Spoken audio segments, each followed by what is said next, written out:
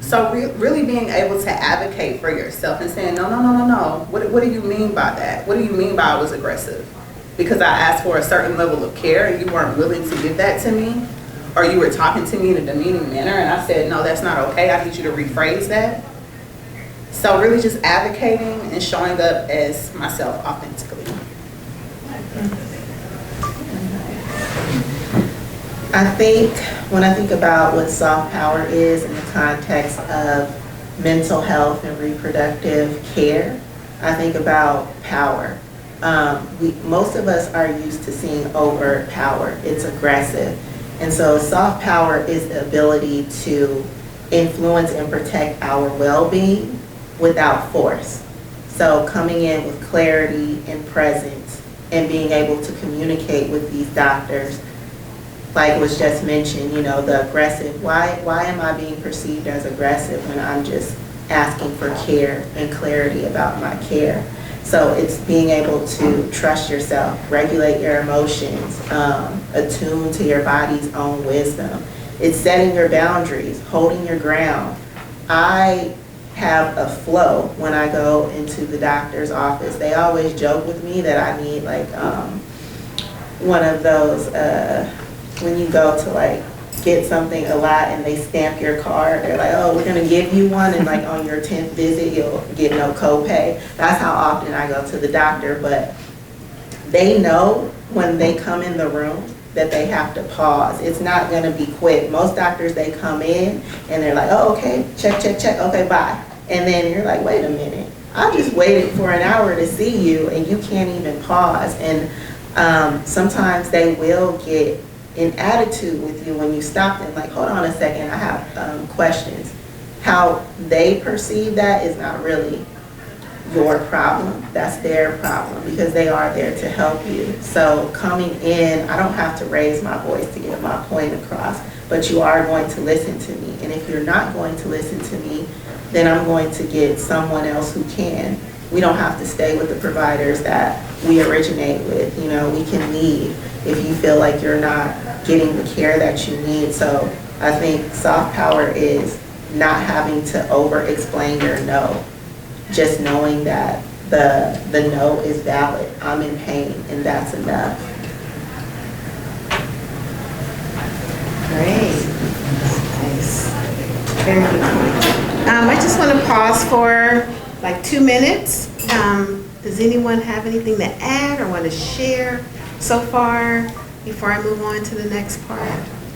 You don't have to. I just always like to pause for a minute in case someone wants to say something. I just love what all you guys said. I can't pick one, but it's mental health, is especially in how it just really, everything, your brain is what processes everything. So from your body functions, all that, so it all starts with mental health to get down to reproductive justice in the first place, in my opinion. But the way you guys all spoke on it was really nice and definitely resonated with me because I'm a mother of young babies and married, so I got all the factors, and going to school and working, like, you know what I'm saying? So the hope when you said it's so, take yourself to, it's okay to like, not be okay. So people say, are you okay? I have learned to say, instead of saying, yeah, no, I'm okay. I'm okay. My mom would shoot, I always say, I hate when you say that. But then now I understand, because now I learn how to say, you know, I'm not okay, but I will be.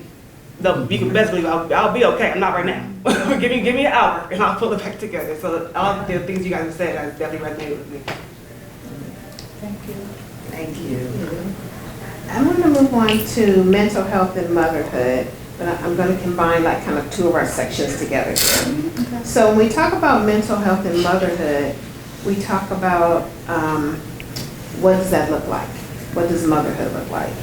So our experiences with childbirth or the decision not to have children, how that impacts our mental health.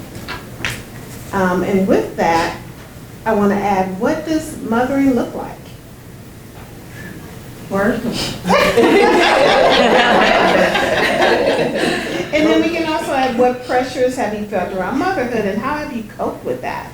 And like I said, whether have kids, not to have kids, what pressures do you feel around that? And really, what does mothering look like? All right. So, let me be forthcoming and say that I am not a mother biologically by choice. I chose not to have children because I am extremely self-centered and very selfish. I didn't want to sacrifice me for anyone else.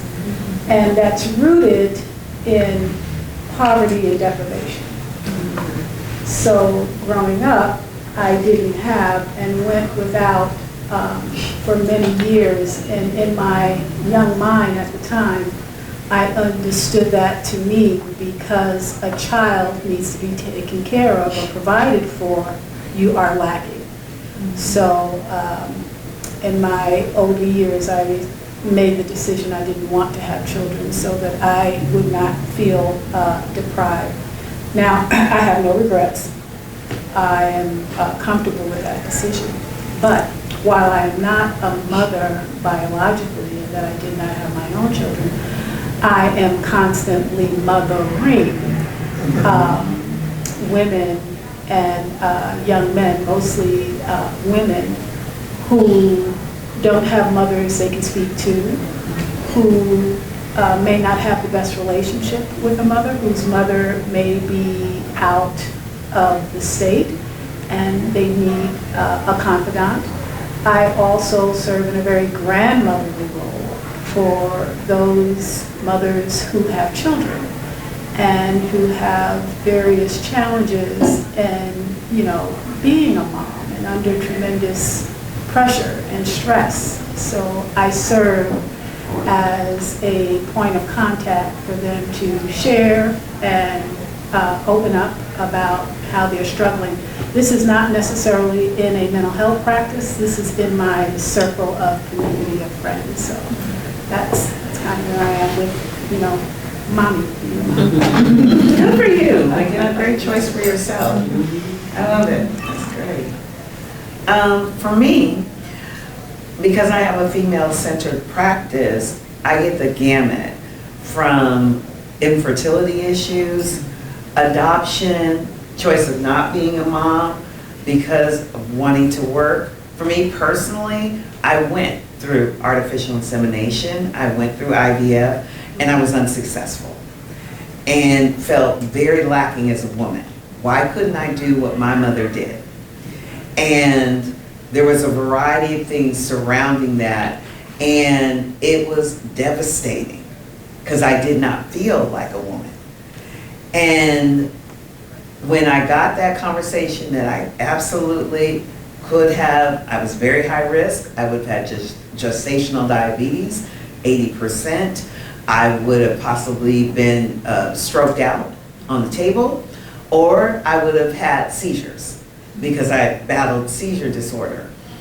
But she said, I can get you pregnant. Dr. Brenner at UCLA, high risk doctor for pregnancies.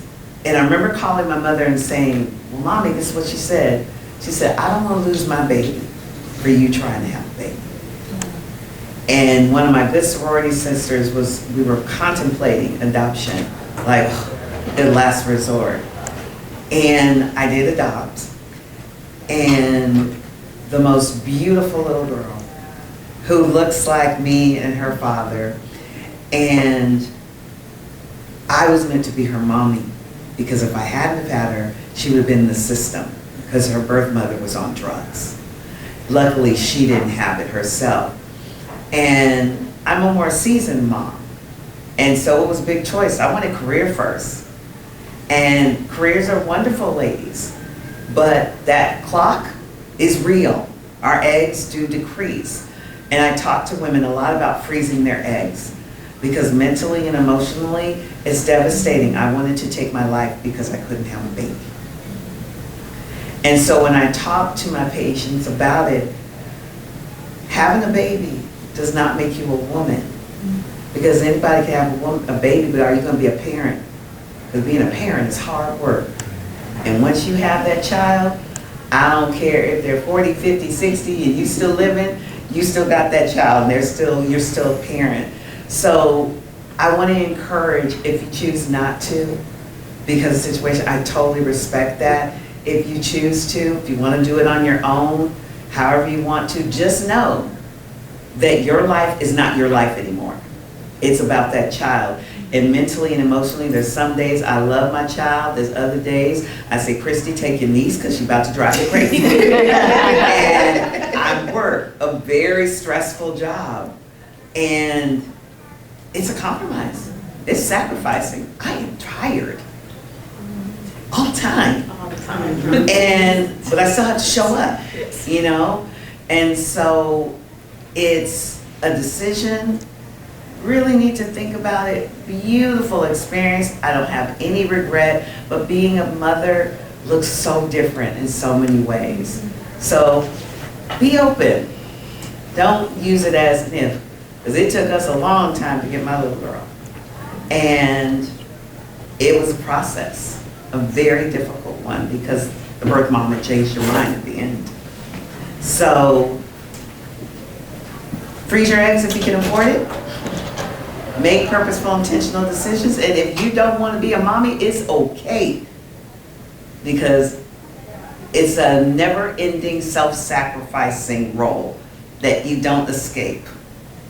But it can be a beautiful experience you absolutely love.